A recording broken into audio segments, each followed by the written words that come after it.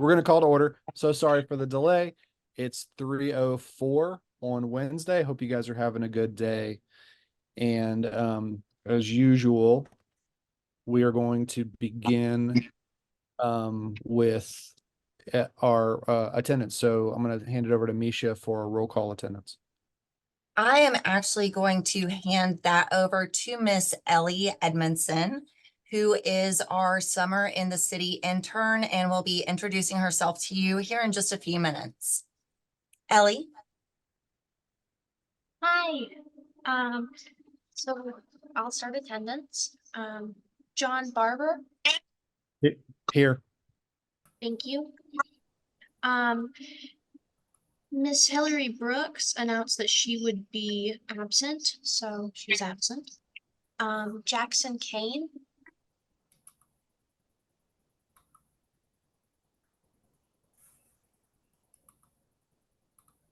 I'm gonna assume he's not here.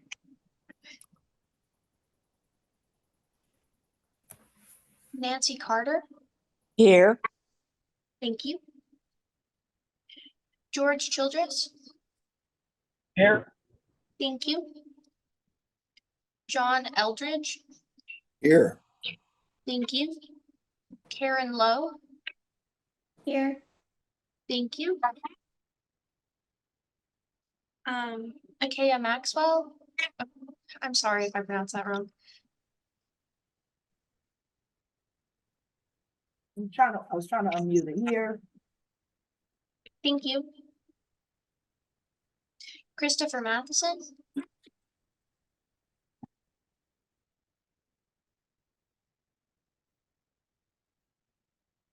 We know him. This is Cook. We know him as Maddie. Oh, Sorry, I was muted on the mic and not the headset. I'm here. oh, thank you. Kanya Mole. I am here. Thank you. Paul Robertson. Thank you. Monica Shiminor. Thank you. Here. Joel Simmons. Oh, he said he was going to be absent. That's my bad. I'm sorry. Stacy Spangler. I'm here. Nice to meet you, Ellie. Thank you. Nice to meet you. Jessica Villanueva.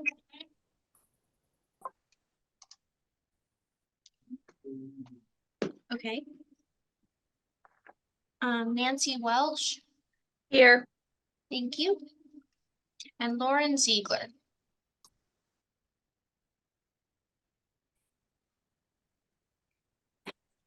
Okay. Thank you, Ellie. Great. Thanks, Ellie. And at this time, I'd like to call for a motion to approve our May minutes, keeping in mind that in order to either make the motion or second it, you had to have been at the May meeting.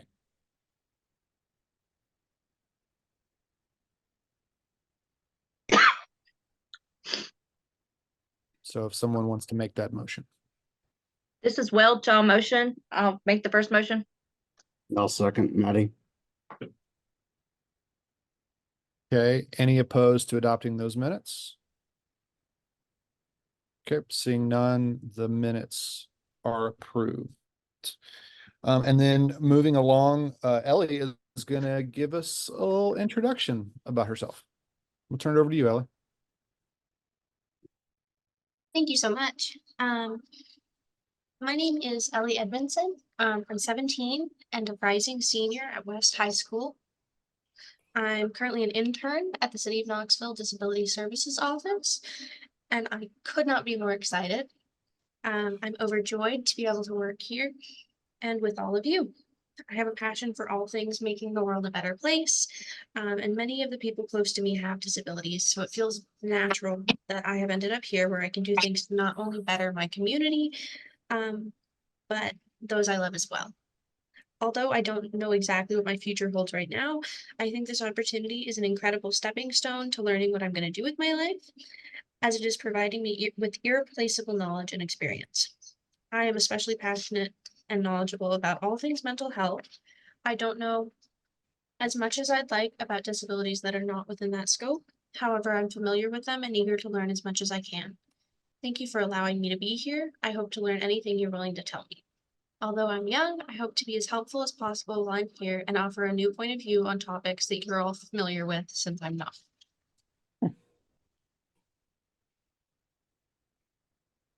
Awesome.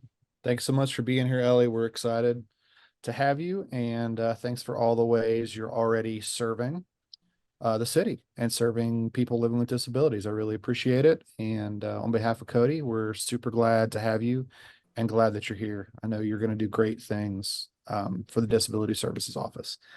And I'm a little jealous because you get to work with Stephanie and Misha all the time, which is awesome.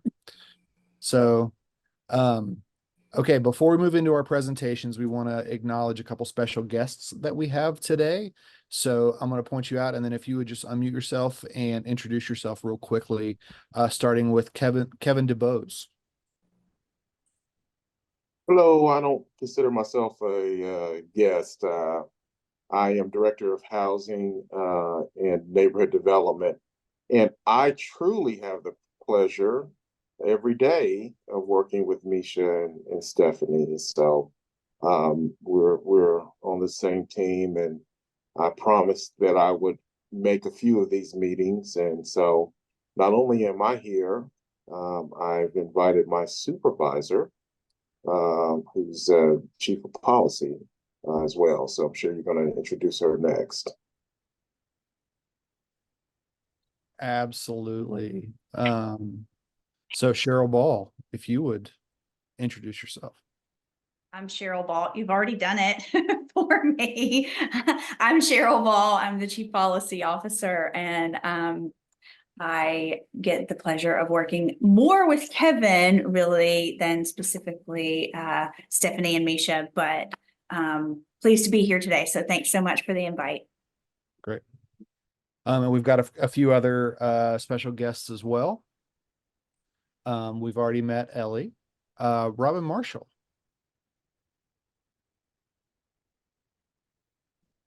Hi, my name is Robin Marshall. I work with the State Vocational Rehabilitation Community Services Unit, and I'm excited to be here to see what you guys are up to.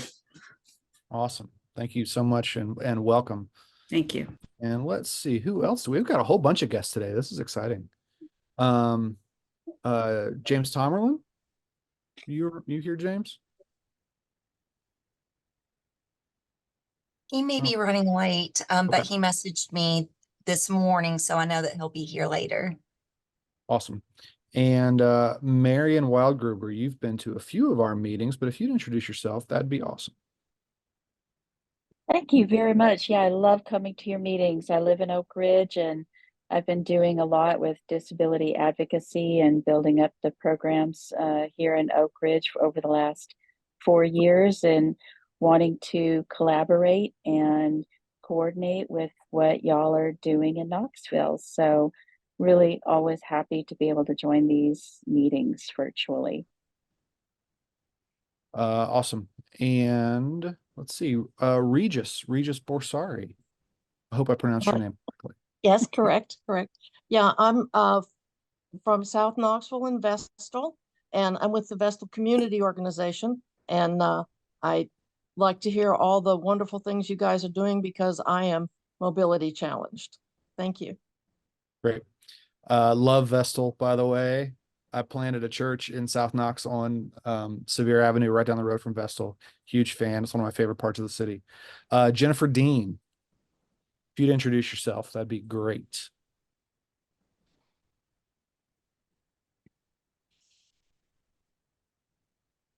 Hello guys, I'm Jennifer Dean. Give me 1 second.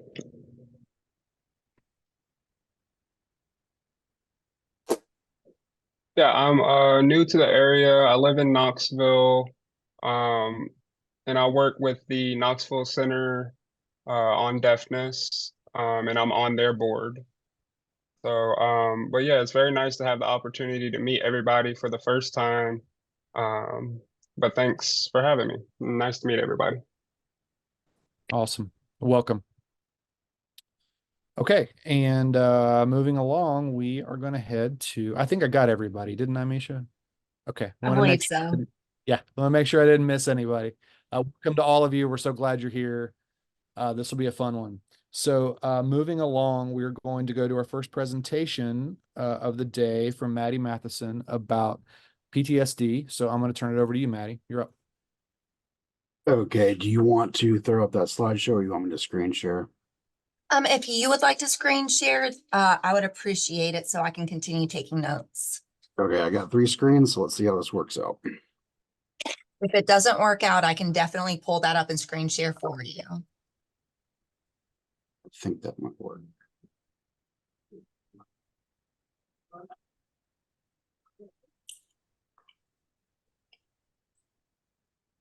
I can see it on screen, but Matheson, if you want to make that full screen, that might work a little perfect. All right, I don't know if you can see it as I see it. It looks great. Okay, all right. So I am not a trained professional, nor do I act like one. So I'm going to give you the basis of PTSD from a, I guess, clientele standpoint. It will be more geared toward the military because that's just what I know and it's kind of what I can speak to. However, it is not only in the world of the military, it affects anybody and everybody that has a traumatic experience. So basically, what PTSD is, it starts out, let's say you're in Roman times, you know, not a whole lot of healthcare and benefits back then. So it wasn't on people's to-do list. So if you had something, if you felt different, you just kept going forward. You didn't ask any questions. Fast forward up to the Civil War times where, you know, they had some inklings that, you know, when somebody went through a specific act in their life that, you know, they were affected by it in some shape, fashion, or way. Still didn't have a particular name for it. So as time goes on, as more conflicts and more war comes into the picture, they start seeing, as we're more educated on, you know, medical terminology and things of that nature. Okay, what is this? This person's acting different. They're not the same person that I met X amount of, you know, minutes, hours, days, years ago. So it starts off, I believe the first terminology was called war, let's see, what was it called? War neurosis, nostalgia, soldier's heart, things of this nature. So there was no definitive term on it. It wasn't highly recognized in the civilian world either. You know, if you're in a traumatic response, let's say train accident or, you know, something to that effect, everyone has a different response to it. Some people carry that with them for longer periods of time than others. So fast forward to today, where it's a, you know, definitive medical term. It's in the, you know, all the medical dictionaries, DSM-5 and all that kind of stuff. Now, with the research put on through wars that we have had, there is a general consensus that it's somewhere between 3.5 and 6% of the general population, that's everyone included, that go through and get some form of PTSD in some regard to something that they've been exposed to their entire life. So personal experience is, you know, you go through a traumatic event. There's no rule books. It's not something you're taught growing up in school. No one tells you how you're supposed to react to something. It's your physical reaction, your emotional reaction to stimulus that you have been through. And there is no right or wrong way to react to any response. So the terminology used today is flight or fight. So either you freeze or you react to the environment around you. And again, there are highly trained individuals in combat that freeze up.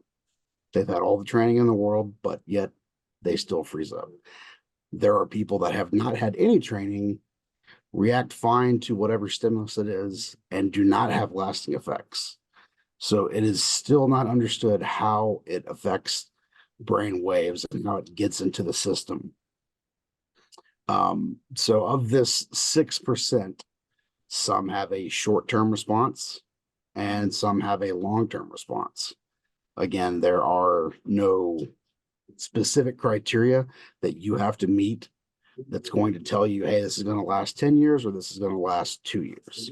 So in my personal experience, I was in combat. So those things just tend to stick with you. What they have found is that, if you're watching a movie, let's say you were in a car crash or something, and you hear those kind of same sounds again, or you see pictures of what you've seen in your past, that is going to be a trigger for some type of response, be it, emotional, physical, or whatever.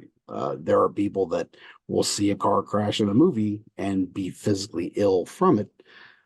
And we still can't fully understand why that occurs. It's just that individual's perception of what they have gone through and how they relate to what they are seeing or remembering at the current time. So let me move this a little bit so I can read this a little bit better. The biggest thing is, for me, let's say, it's combat. So it's always hyper everything. I remember when I came back home, I couldn't sit still to save my life. I was moving like I had just had, 10,000 milligrams of caffeine. There are reactions that most people will have to stimulus where they cannot sit still because they just can't get the perceived images and emotions out of their current being. And it just pops up all the time. Again, there is no who, what, when, where, why, or how. It's just, it happens and we have to deal with it as best we can. So it can affect everything too, that if someone's born with an impairment, let's say you are born without a limb, even though that's something that not many people have to deal with, it's odd that it affects someone who hasn't necessarily gone through firsthand trauma, but yet it's still a part of their life, if that makes sense. So on this slide, let me see if I can just, okay. So there are also instances where someone may not go through a traumatic event, but there is a threat of a traumatic event. Let's say you live in California and for some reason you just don't like earthquakes, but you've never been through one. The threat where you live and the potential of it actually happening can create an emotional and mental response within you that causes PTSD. So, and this can relate to, a fear of flying where maybe you had a hard landing, that creates a problem with you from now until ever. So for this, dealing with the military, certain people would get certain responses to a traumatic event. And they would learn, well, why doesn't this person talk about this more? And as I learned the hard way, I never talked about anything, but I thought that because I was playing things out in my head that, hey, this is fine. It works. Okay. I don't need to talk to somebody. So going through all of this, it took a very long time personally for me to understand, hey, one of these switches isn't working quite right. So maybe we need to get a little help. So moving on to the next slide, I didn't know how common it was because I never talked about it. Even going through everybody that I served with and things of that nature, and going through classes and briefings and training, because it wasn't talked about, I'm like, this is probably just on me. So I don't need to really go through and talk to people about it. And as people start telling a story here and there, you're like, all right, that sounds very similar.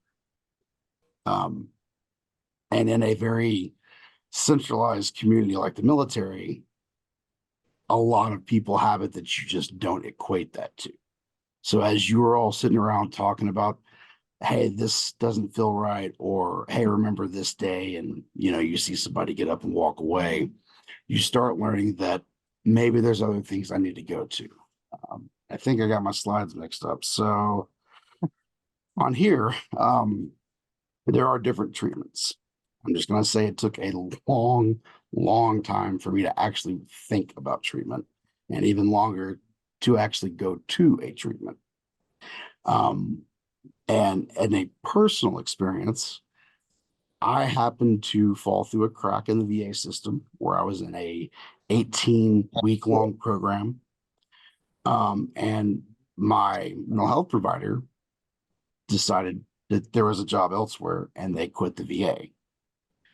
So I was going through something called cognitive processing therapy. And I don't know if I have a video on here. 1 second. Matheson, you do, and I can actually post all 3 videos you linked to me in the chat. Okay, do you want me to show them here, or just I can leave them? If you would like to show them, that is fine. Would you like me to link them in the chat? Let me see if I can pull this over. Can you see this screen right here? Yes. All right.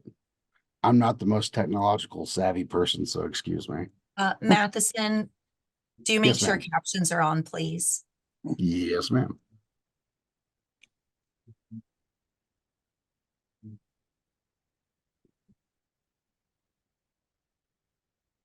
All right, I hope this is not loud, so I apologize if it is.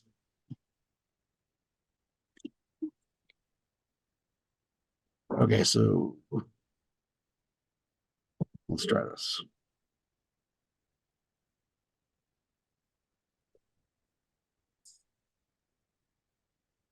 Matheson, we cannot hear any sound. Okay.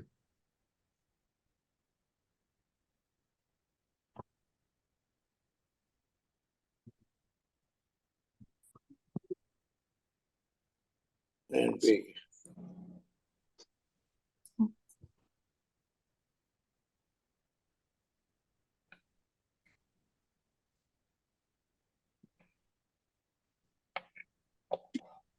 You may have to do this one, Misha. I don't know. I'm thinking that it's probably a audio issue in terms of whether it's on headphones or on. That's because I'm wearing a headset. Okay. I will go ahead and post them Yeah, that's in fine. the chat, and that way everybody can view them on their own. And I will also send those out in an email. Okay. Sorry about that, Oleo. No worries. So I'll explain this as best I can. So basically, it's a long-term process where you go through either bi-weekly or weekly sessions with a provider. The key is to work up to what they call your most traumatic event, be it a single event or a multitude of corresponding events that happen near each other. So going through this process, I'm at my middle week. I'm talking to my provider about the worst day of my life. And the next week I come in and, well, I don't have an appointment because my provider quit. So I never wanted to get help again. But I'm glad I did. And I did go through the exact process before with CPT. And there's also another one called CBT. And I get them confused all the time. But basically, I found a provider here in Tennessee who convinced me, because at the time I was living in Florida. And it doesn't fix everything, but think of it as Scotch tape on everything you think's falling apart. So it puts it in a setting where you feel more comfortable and more apt to open up about what you've experienced. And if you would ask me this, I don't know when I joined this council, maybe a year ago, I really did not want to speak in a public setting. I still don't want to. But I found myself sharing more of what I kind of didn't want to go into the depths of what I've been through and what I struggle with. However, seeing what other people struggle with and seeing and knowing that they will not open up because they still have a long road ahead, knowing that I'm further down the road, then it has shown me basically stand up, take a chance, and don't be afraid to say a few things. I've gone through the whole medication route and all this stuff. And I am not a person to do group therapy. I can just say that off the bat. Realizing there all are alternative ways for either treatment and healing, going through the CPT was probably one of the best things. I think I have one more slide and I'm wrong. Okay, so I don't have any more slides on that. And I know it's kind of a short, quick, and simple. As a veteran, this is what PTSD is. But overall, you can have any event in your life and it's going to affect you differently than it would someone in the same car with you if it was an accident, or let's say if it's something worse, sights, sounds, smells, taste, music. I've learned that anything and everything can be a trigger for you. So the biggest thing is if you see somebody, just clam up, stop talking, avoiding everything they can to whatever that current situation is.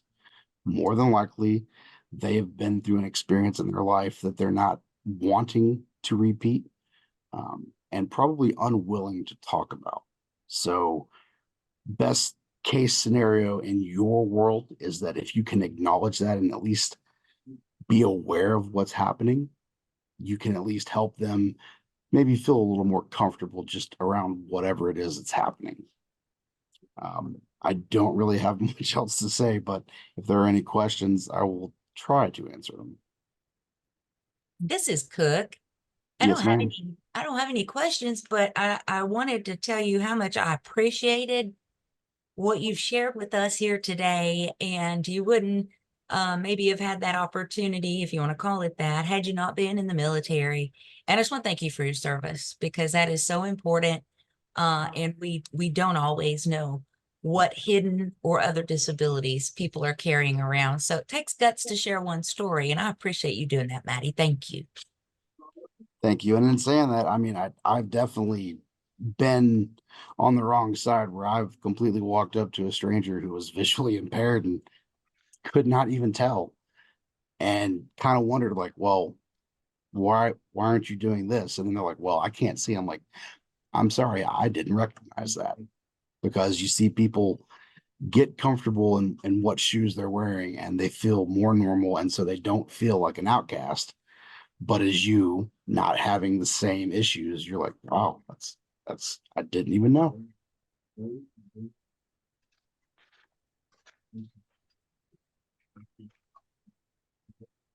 Do we have any other questions for Matheson? Okay, well, Maddie, you can take down your screen share there.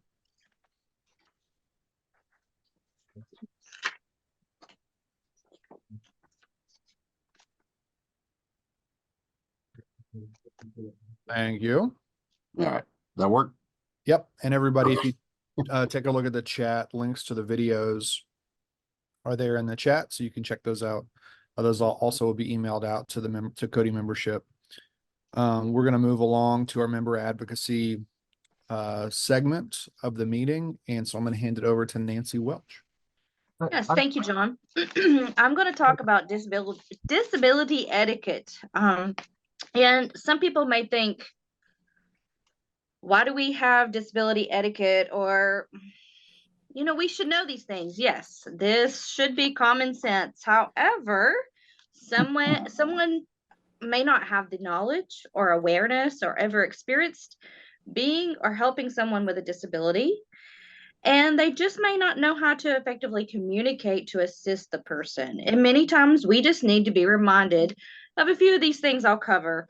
And I could probably go on and on. But I have a few things that I'll cover just to give us some reminders and some things to think about. But be kind and considerate to those with really anybody you're helping, but especially if you know they have a disability. The Americans with Disability Act defines a person with a disability as someone with a physical or mental impairment that substantially limits one of our or more major life activities, a history or record of such an impairment, or is perceived by others as having such an impairment. So be kind and be patient. Listen carefully. Sometimes a person can be hard to understand when they speak. Maybe they have a speech impairment, or maybe it's just very hard. So sometimes you have to be that listening ear and listen really close. Sometimes they just need to talk to you. You know, I work with seniors every day, and they call to place rides, transportation requests, but sometimes they have a story to tell you or whatever's on their mind.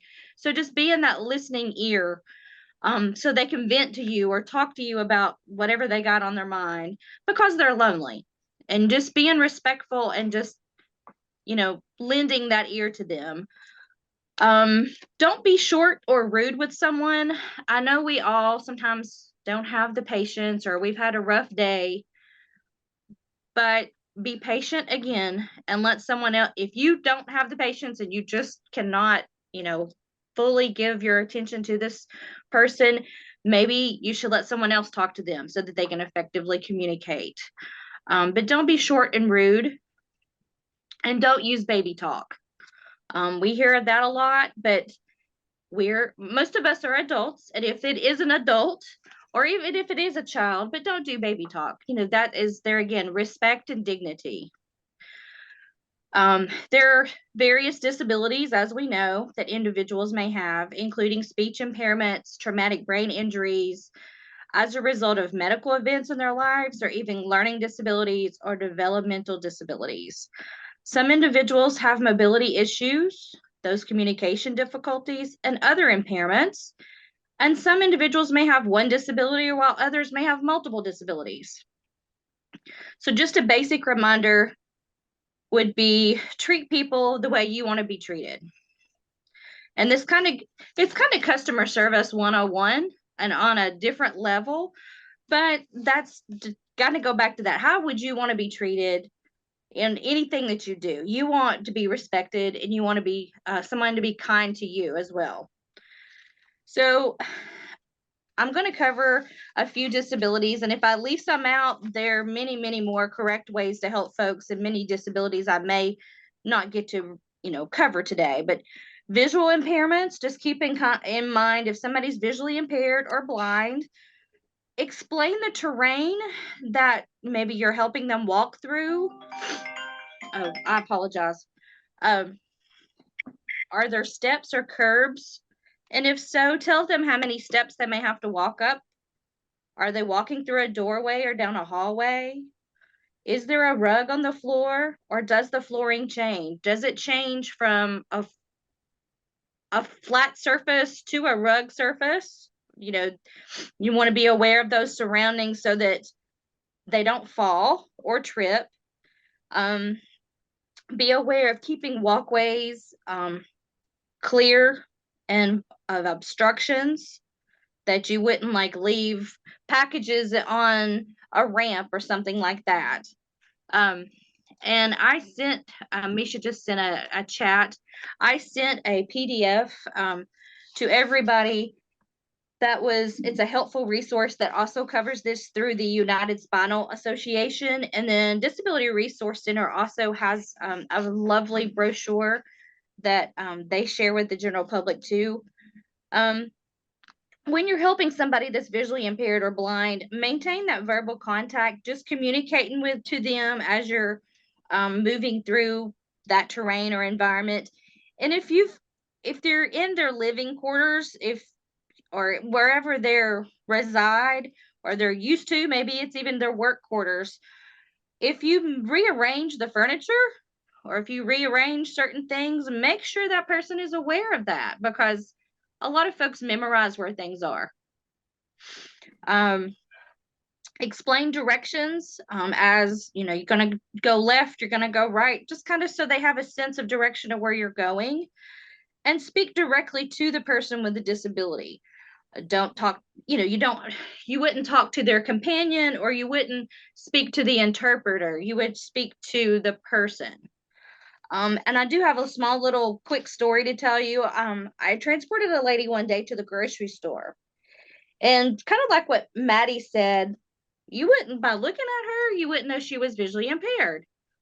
But when she got ready to pay for her groceries, she was needing some assistance with her money. So some people can't determine what a $100 bill is, a $1 bill, or even a $10 bill. They need some help with that. So I was helping this lady give the money to the clerk. And then when she handed it back, we counted it back. I told her what she had. And there again, the clerk was a little rude. She didn't realize the lady was visually impaired. And she's like, "So is there a problem?"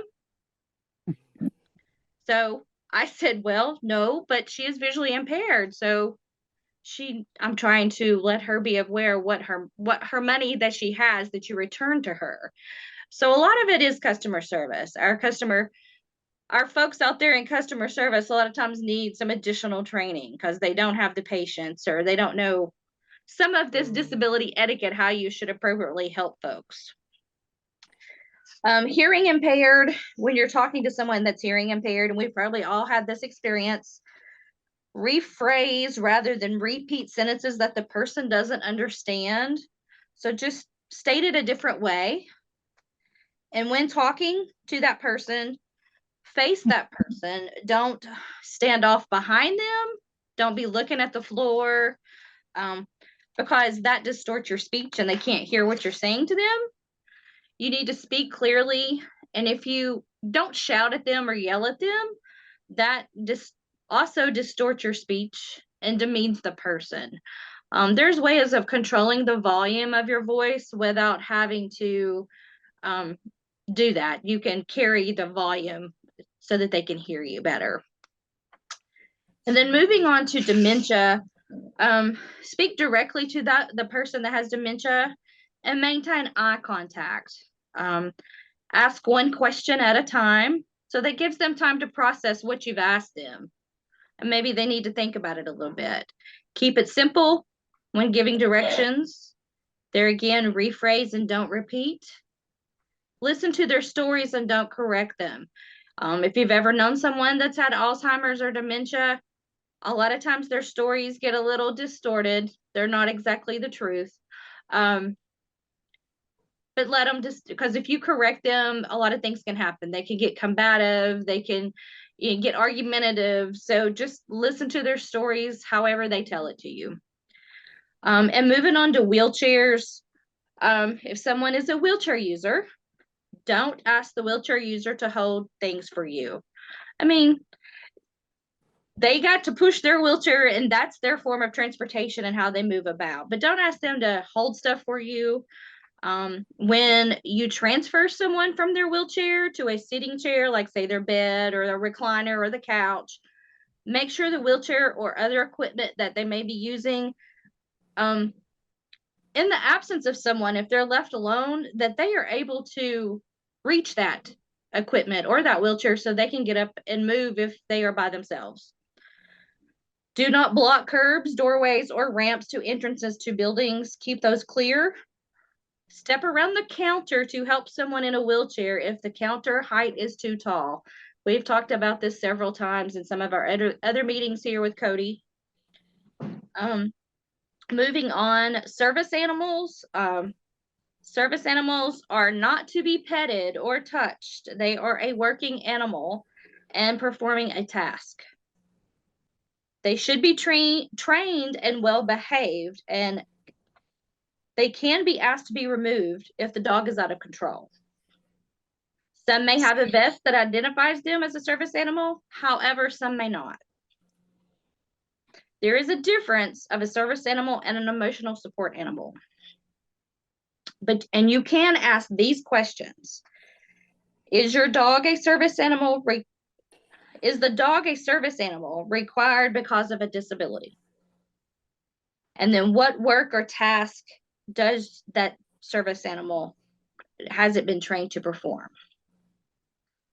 And then here's a little bit more on disability etiquette. I'm about to wrap it up, so I won't take too much more of our time because I know we have very important information to cover in this meeting. People with disabilities want to be treated as independent people. They are a person first, and don't assume that they need help. They're a lot of people are quite independent. So offer assistance only if it looks like the person needs it, and ask before you act. Avoid patting a person on the head or kissing them on the head. I don't know why we would do any of that, but don't do that. Don't touch the person. Don't touch the person's wheelchair, scooter, or cane. Well, if you need to assist them with that piece of equipment, but this is in the sense it's their personal space. Just like you wouldn't come to my desk and move my stuff for, that's their personal space.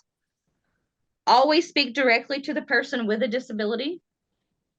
And don't use words such as, well, I won't even repeat those. But there's some words we shouldn't use because we don't even want to say those. But if you need some clarification, they're in the notes because I won't even say those because they're not nice. They're not, that's just not, it's very demeaning. And then reminders about perfumes and colognes. Don't wear heavily scented lotions. Don't wear colognes or perfumes in the sense of people have sensitivities. And then a lot of times if they have brain injuries, it can agitate them and make them sick. And then hidden disabilities. Maddie mentioned the gentleman that was visually impaired. Sometimes we don't know that if they are fitting right in with everybody else. But someone may have a disability and you actually can't see what that disability is. Don't assume someone is not disabled. So the question is, have you ever known someone to tell an individual that may be parked in an accessible parking spot, why did you park there? You don't look disabled. There's nothing wrong with you. You can't assume by looking at someone whether or not they have a disability. So if someone's asking for an accommodation, such as maybe they need to sit in a chair rather than stand in line for something, maybe they have a medical condition that they get fatigued for some reason. Please respect the person's needs and request whenever possible. In my job, we provide disability etiquette training to the volunteers and what we call passenger assistance techniques. And yes, it seems like it should be common sense, but a lot of people are just not aware of this. So I wanted to share that with you because I see it every day that some people just don't have any idea. So listen and speak slowly when you're helping someone with a disability. Have patience with them. And then if all else fails, if you're having a hard time to communicate with someone, grab a piece of paper and a pencil, and maybe they can write you a note and you can communicate that way. And there again, there's many more correct ways to help folks other than what I've discussed today. But that's all I have, and I just wanted to share that with you. Any questions? Thank you so much. Nancy. Yeah, thank you, Welch. Does anybody have any questions or comments for Nancy?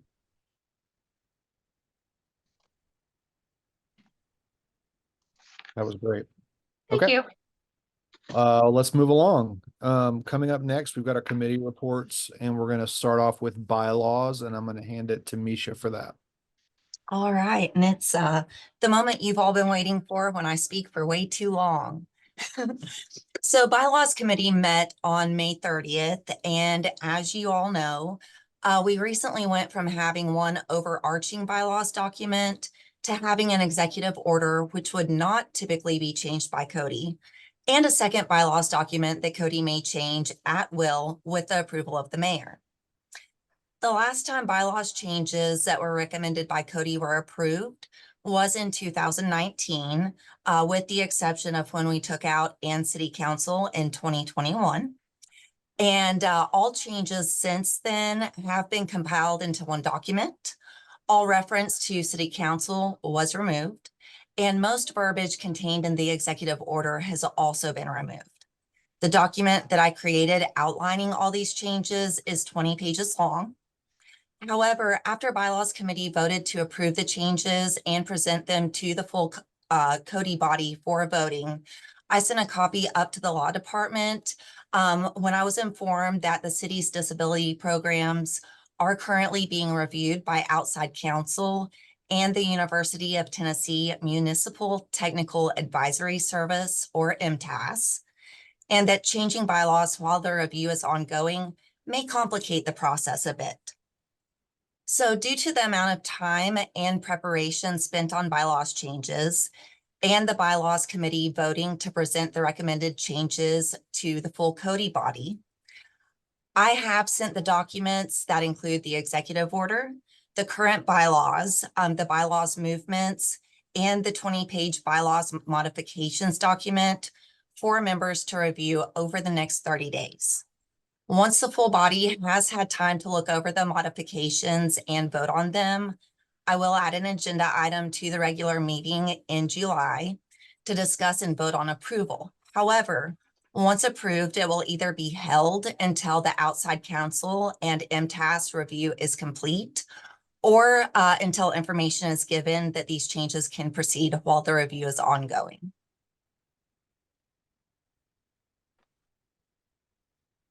Mrs. Cook, any questions from the bylaws team? The most fired up committee on Cody? I think this is a really good compromise because you've been looking at the tweaking of the bylaws for so long.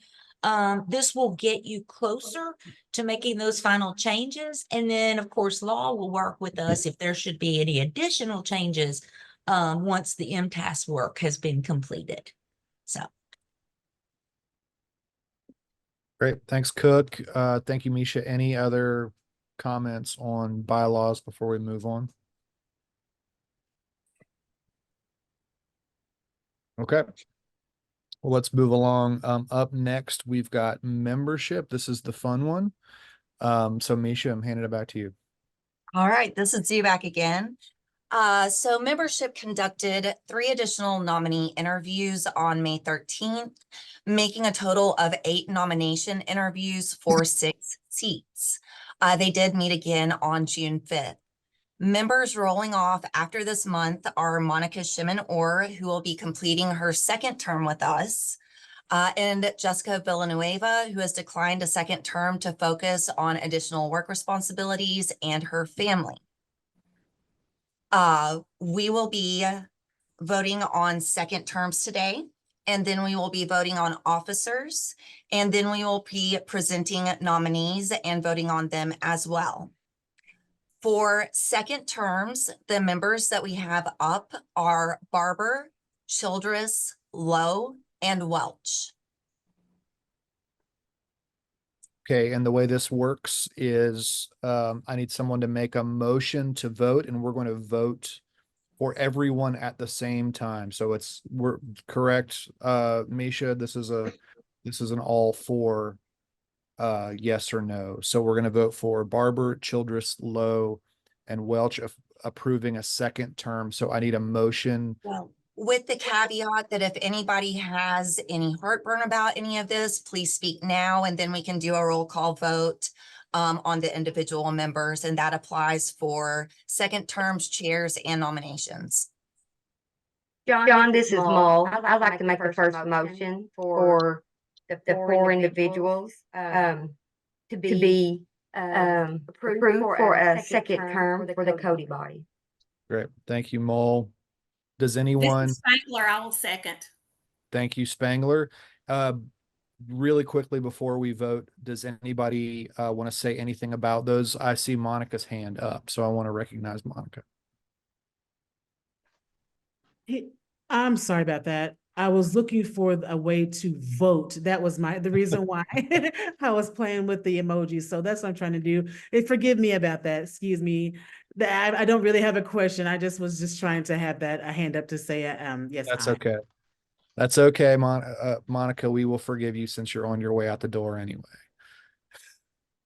And I believe Kane is following suit with his hand up.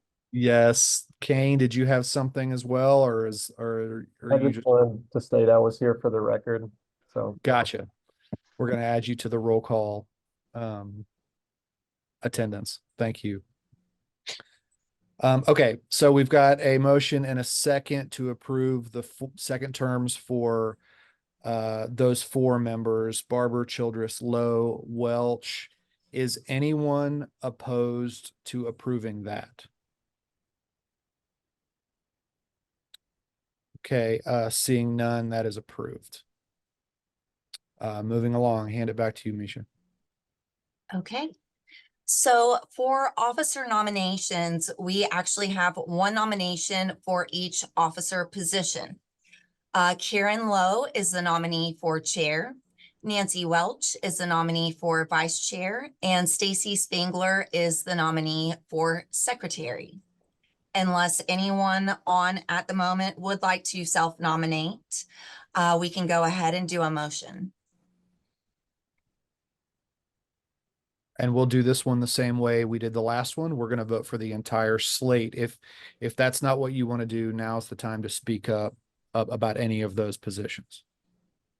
And if not, I just need a motion to have the vote. This is Eldridge. I move that we vote on these candidates as a group. Thank you. And we need a second. This is Carter. I second. Thank you, Carter. And again, we're going to vote on the entire slate at once. So is anyone opposed to those 3 offices being approved? Can I oppose myself? This is Spangler. Are you serious? I'm not entirely, but I'm just. Right. Then I'm going to take that as a no. And you already said you'd do it, so you're hired. Okay, again, anyone opposed? Seriously? Okay, again, seeing none, those pass. And I'm going to hand it back over to Misha again. All right, thank you, Barber. So for our new member nominees, we have Craig Lamack, Kelly Martin, Macy Pierce, Olivia Price, Evan Sander, and Edward Zirkle. I am going to go through each of them, tell you a little bit about them, and then we will do voting at the end. Craig Lamack works with the Disability Rights Tennessee as an advocate. He has over 15 years of experience with disability and has been a prior member of Codi. He is actively involved with the deaf and hard of hearing community and has recently been helping the Disability Services Office with City of Knoxville Police Department trainings, providing insights about deaf and hard of hearing to the Knoxville Police Department's new cadets. In his free time, he enjoys being with his family and repurposing wood for different projects. He is also going into his 11th year as an adjunct instructor with the University of Tennessee, teaching American Sign Language. Kelly Martin is the Director of Social Work and Grants at the YMCA and has lifelong experience with disability. She holds a PhD in social work from the University of Tennessee and brings extensive experience in leading and executing initiatives and versatile skills to tackle intricate social issues. Her research applies advanced methodological studies to unravel implications for progressive social welfare, and she plays a pivotal role in identifying trends, shaping evidence-based strategies, and influencing policy to create equitable and inclusive communities. She has been acknowledged by the National Council of Social Work Education and the University of Tennessee's Division for Diversity and Engagement. Her initiatives underscore a commitment to social welfare, and well-being, and make her an unwavering advocate within the Knoxville community. Macy Pierce works with the Future program at the University of Tennessee as a support assistant and admission specialist. She does have lifelong experience with disability and is a Knoxville native with a bachelor's of science in psychology and game design, who brings to the table lived experiences with autism spectrum disorder, ADHD, and dysgraphia, a fine motor skill disability that limits writing speed and legibility. Advocating for the autonomy and personhood of people with disabilities is of the utmost importance to Pierce. And in 2022, she gained her promotion to Program Support Assistant and Admission Specialist of the Future program, and is also acting as a guest speaker at the Equity, Inclusion, and Justice Summer Institute at UTK. Olivia Price is a spelling to communicate practitioner at Autism Breakthrough of Knoxville. She has 7 years experience with disability and has worked with individuals with disabilities, specifically those with autism spectrum disorder, in clinical, school, camp, and community settings. She obtained her Bachelor of Arts in Recreational Therapy and Master of Healthcare Administration, and her passion is working with non-speaking individuals to help them find their voice through augmentative communication. Evan Sander is Coordinator of Assessment and Research for University Housing with the University of Tennessee and has 3 years experience with disability. He moved to Knoxville in September of 2023, and his work primarily focuses on business analytics and directing the research program for the university's housing department. This does allow him to work closely with leaders to address issues of access and equity for residents and departmental staff. As an undergraduate student, he worked with the Disability Student Resources Office and conducted research on alternative evaluation methods using universal design for learning principles to more accurately assess the learning of low-performing and neurodivergent students. He also previously worked as a training and development specialist for a local family entertainment center where he created a more inclusive training curriculum with new accessibility features such as closed captioning on all training videos. Last but not least is Edward Zirkle, who is Access Coordinator with Student Disability Services at the University of Tennessee and has 14 years experience with disabilities. He does identify as a disabled American veteran with ties to Tennessee.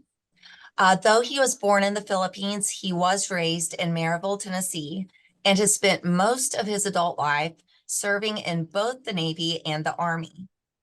His deployments included Iraq, Afghanistan, Kosovo, as well as various other areas, and he left the Army in 2008 due to injuries he sustained. He currently works with the University of Tennessee as Access Coordinator and has over 14 years working with individuals with disabilities in higher education settings, which has made him very passionate about working with all people with disabilities and veterans. Okay, great. So those are our 6 new prospective Codi members that the membership committee is bringing towards you today. Misha? Yes. Before we start with the motion, does anybody have any questions over any of these members? Again, it was Craig Lamack, Kelly Martin, Macy Pierce, Olivia Price, Evan Sander, and Edward Zirkle.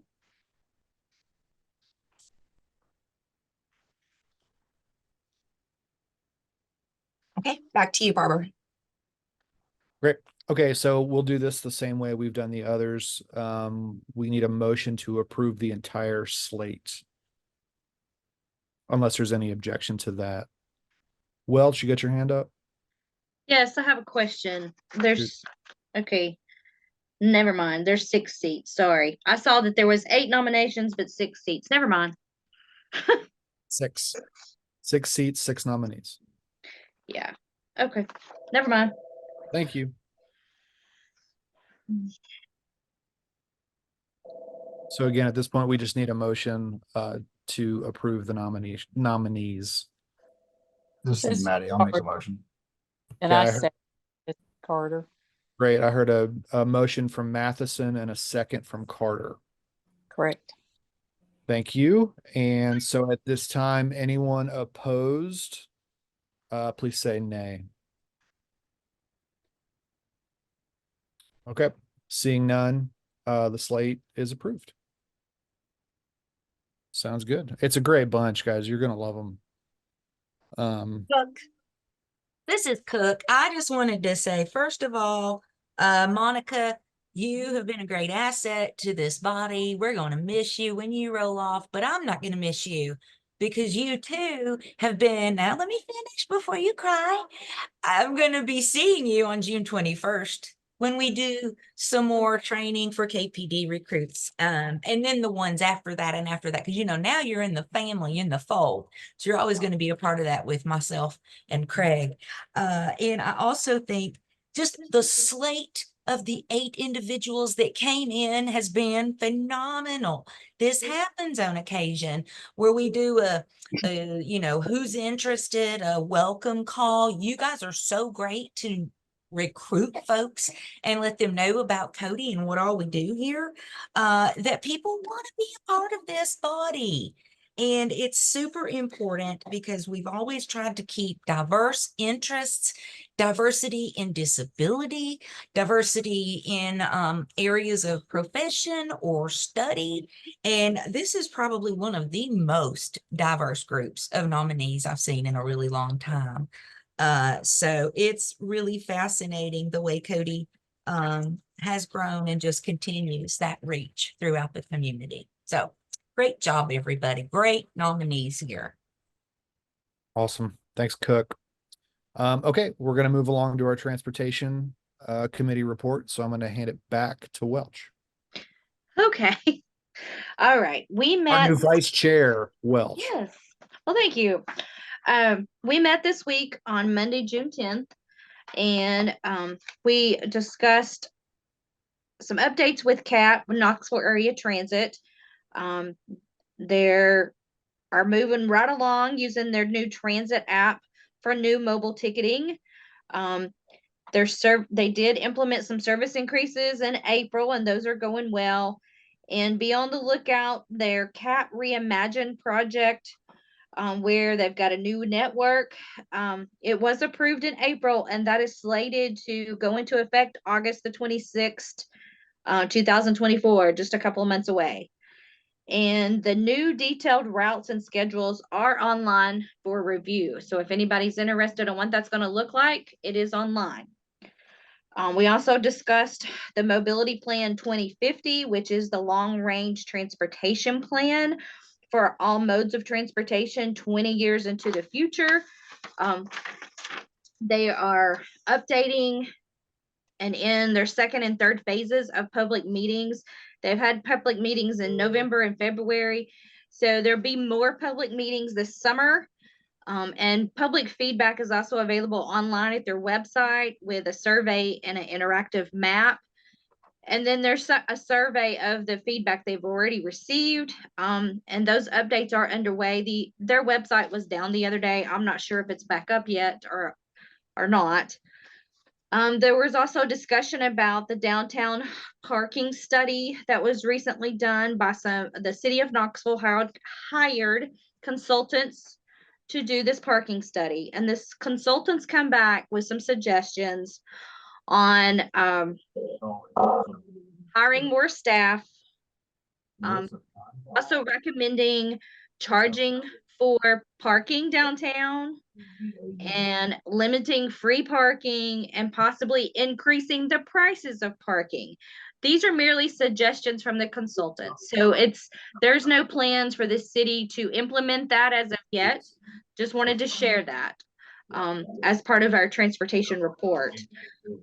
There's also parking concerns with downtown Knoxville right now with many different reasons. The first one being the new stadium. It will be open 2025. It'll be here before we know it. So does downtown Knoxville have enough parking? And will there be enough parking? Because not only is this new stadium for sporting events and baseball, it will be for concerts and other special events. And then besides that, you have other area businesses that they want people to come patronize them. So where are people going to park?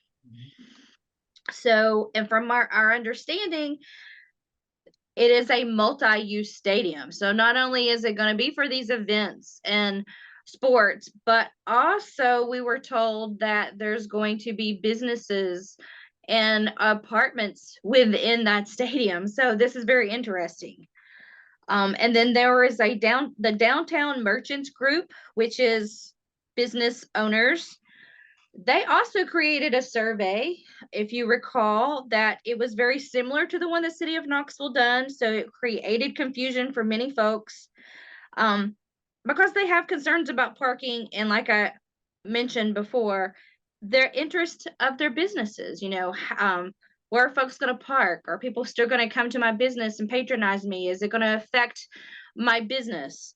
And then the closing of sections of certain streets for public events. We know that there was back in the fall, there was a pilot project that the mayor spearheaded.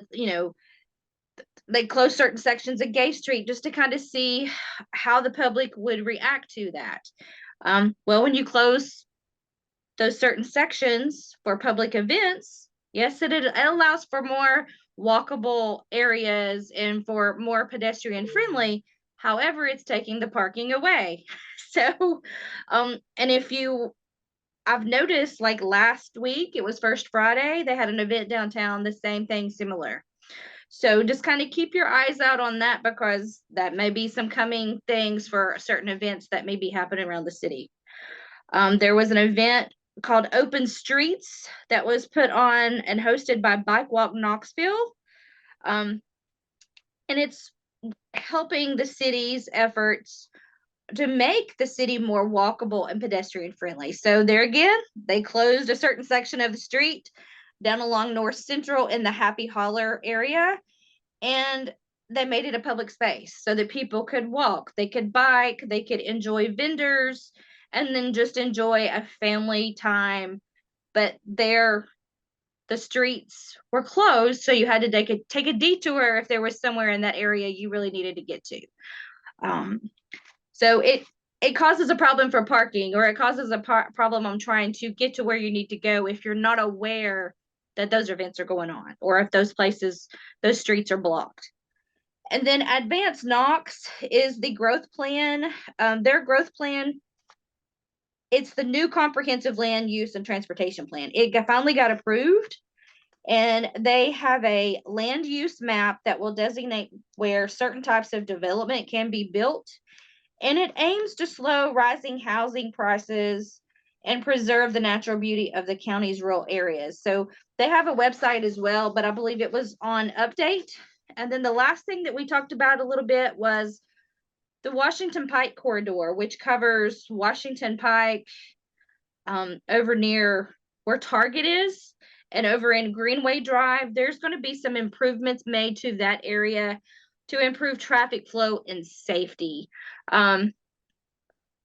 Left turns are never safe a lot of times, because you're turning right on into oncoming traffic, but there's several areas in that area that they're going to widen and create some turn lanes and more lanes there, and it will just help improve the safety in that area. So kind of be looking for that coming up on the next construction in those areas. So that's all I have for transportation. Yes, Cook. Hi, well, Yeah. I always love what you present because it's thought provoking and it brings stuff up for me to share. About the new stadium and potential issues with parking or anything around that.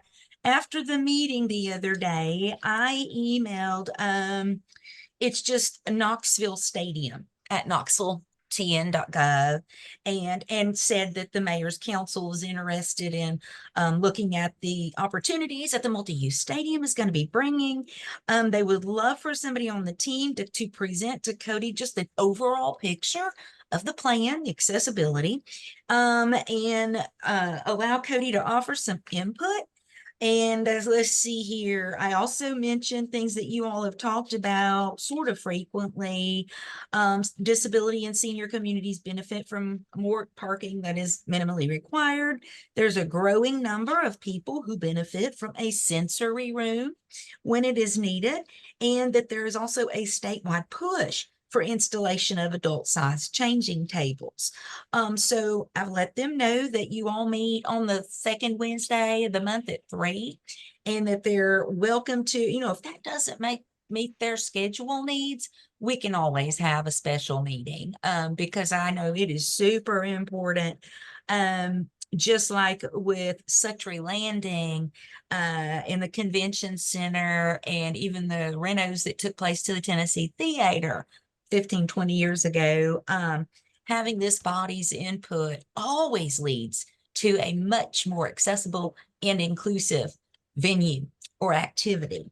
About the closing streets for more pedestrian activities, you might recall Misha, I think, was on an elevator.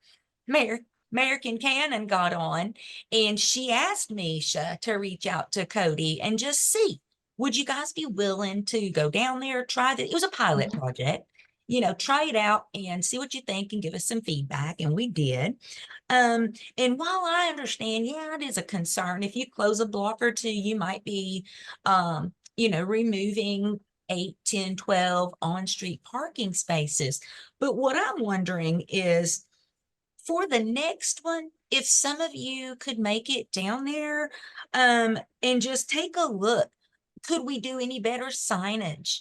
Could we do any better, when the events are announced, just reminding people of some of the closer garages or lots that would be to that particular area that have been closed down, because it could be just a matter of better communication. Right.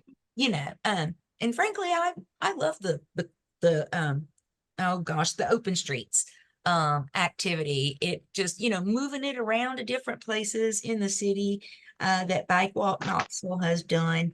It just really helps bring people out and be a part of their community. And I don't think I've ever heard a complaint about it. I've certainly never gotten an access complaint, but surely if there is any, please let myself or Misha know, and we will certainly try to make sure that we remedy it and then prevent it down the road. But as always, very thorough, very engaged, and much appreciated transportation report. Thank Miss you, Well. Stephanie. Thanks. And by no means am I saying, oh, it's a bad thing. It's just trying to make people aware. But yes, maybe we should check it out to see if there's better signage, better communication. So we'll keep that in mind. Thank you. Barbara, I'll turn it over to you. Any other questions about those transportation issues? Okay, moving along, strategic plan reports, livability will meet on July 3rd. And universal design will meet on July 8th. So, Misha. This is Zubak. If you are on livability, I know that is the day before the 4th of July. So if you're on livability and for any reason you are not able to attend on July 3rd, please let me know as soon as possible so that we can get that rescheduled. Great. Okay, any new business from anyone? Cook. It's me again. We've talked about the Holston River Park in the past and how we want to do some ADA updates. That's the next facility on our list to get to. And I am very interested in having Codi take a look at the design recommendations, the requested or the required budget for it. And then I want your help to sort of prioritize what we start with. Obviously, things like a parking and entrance are going to be, the biggies, but we want to get your all's help in prioritizing the issues that we want to hit first. At a recent council meeting, I think it was maybe 2 meetings or so ago, but the director of KCDC shared that Dominion Development is building a several hundred, I think, unit affordable housing project right across the street from this amazing park. And also Parks and Rec Department has received a grant to put in an accessible boat, or excuse me, kayak launch there, part of a bigger Tennessee Waterways Access initiative. And she reached out to us to see if Disability Services would be interested or willing to match the grant if they got it. And we said we would. And so that's $40,000 that we have set aside to, that's going to be for the boat launch, the accessible thing that Parks and Rec is doing. So while they're doing that, I want us to make sure that we get the ball rolling on the other ADA improvements so that by the time the housing is up, no guarantee, but hopefully the housing is up, the kayak launch is fully accessible, and we've made access improvements to the park itself. So that for me is kind of exciting. Any Awesome. questions? Thanks, Cook. Any questions about any of that? Any other new business? Okay, I'm going to hand it back to Zubak for a couple of announcements. You're muted, Misha. Thank you so much. Gary Harmon, published author and YouTube host of Harmon Speaks, and Alan Williams, who is a retired WVLT news anchor and the founder of Alan Williams Entertainment, are creating a documentary named Challenge Accepted, which is about disabilities, and they would like people with disabilities, along with their family, friends, caregivers, to attend a town hall meeting that is to occur on July 13th, 2024 from 1 o'clock until 3 o'clock p.m. at Westminster Presbyterian Church off of South North Shore Drive. If you would like to attend, you will need to contact Gary Harmon, and I will list his email in the chat area in one moment. I also wanted to remind everyone that voting deadlines for state and federal primary and general elections are coming up soon.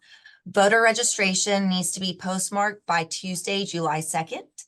Early voting is July 12th through 27th.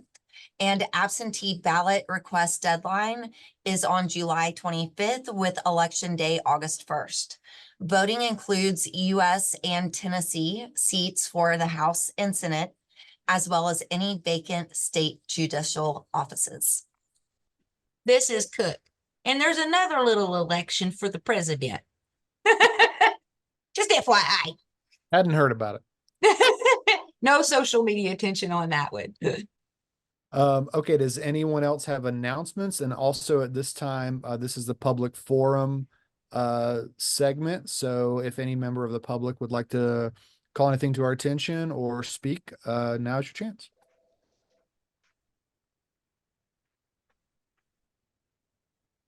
Yes, Marion Wildgruber.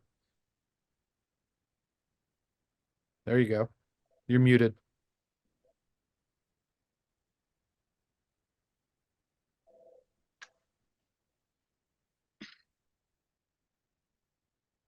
You're muted there, Marion. We can't hear you.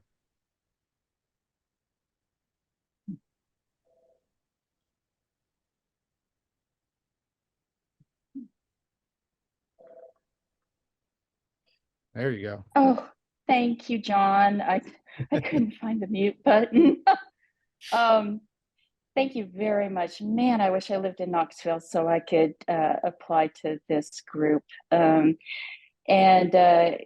have a few things that I want to just briefly talk about what's going on here in Oak Ridge and what I've been working on in Nashville. I can't remember if I mentioned this this spring, but I started working with the Tennessee Disability Coalition to find a way to amend the Open Meetings Act to permanently guarantee people with disabilities the right to participate via hybrid in all local advisory boards, commissions, city council, any local government program services and activities as per the ADA Title II.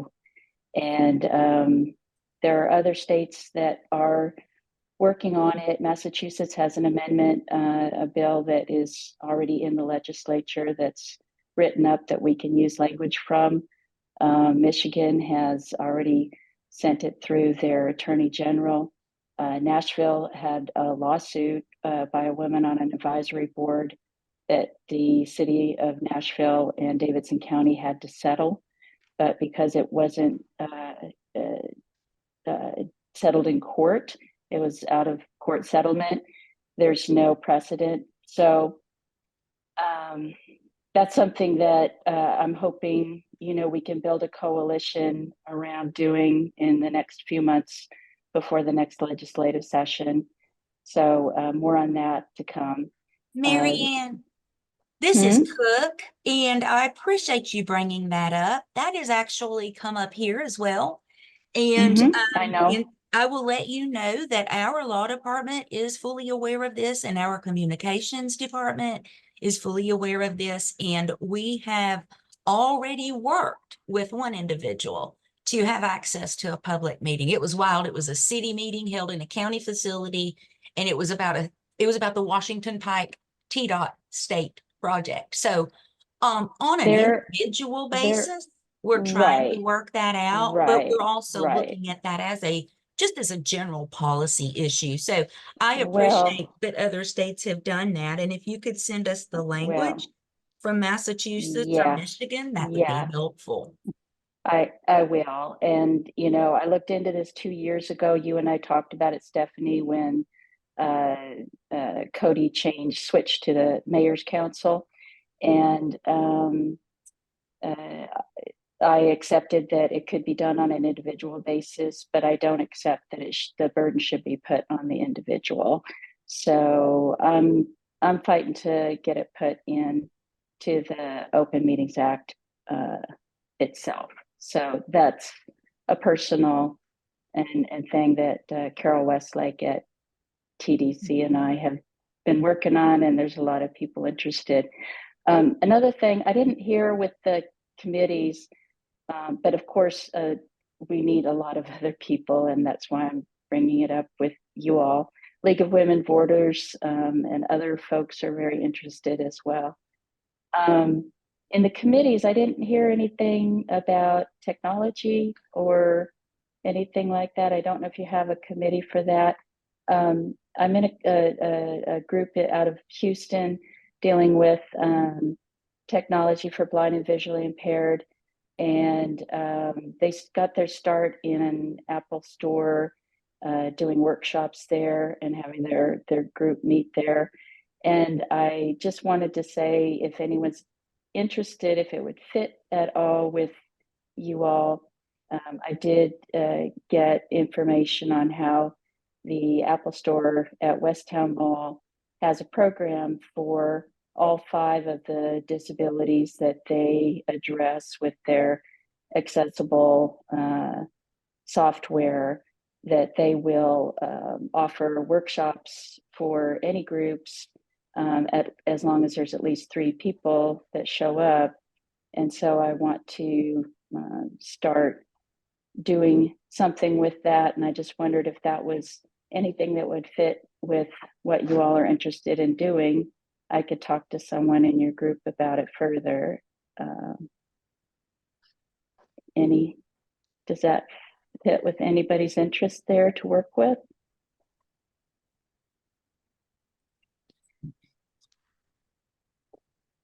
Well, Gruber, this is Zubak. I would be interested in having you send me an email with that information so that I can take a look at it. And then I can also turn around and send pertinent information out to the entire Codi body as well. Okay. All right. And then other than that, in Oak Ridge, we're having 3 public meetings on Oak Ridge Transit because we are having a new contract period come up next year. So we are doing public comments for that. at the end of the month. And thank you again. I appreciate hearing what's going on in Oaksville. Thanks so much. Anybody else? Announcements or any public forum issues? Okay. Well, it is 4:29 p.m. and we are adjourned. Thanks so much for being here. Wait. We are not adjourned yet because Cook has one more thing. I'm sorry. I think I saw Regis's hand up. She may Oh, want I to add missed you. something. So sorry, Regis. No, okay. no, I was just scratching my cheek. Oh, Thank you for noticing, Stephanie. Okay, well, I'm gonna pop in then before we dismiss and say, Monica, we are so gonna miss you. Yes, we are. Lots of tears. Yes. We're going to miss you terribly, Monica. Yes, I'm gonna miss y'all too. All of you. Okay. Monica. Love you guys. Yes, we love you too. It's now 4:30 and Misha has zipped her lips so we can actually adjourn. See you next month, everybody.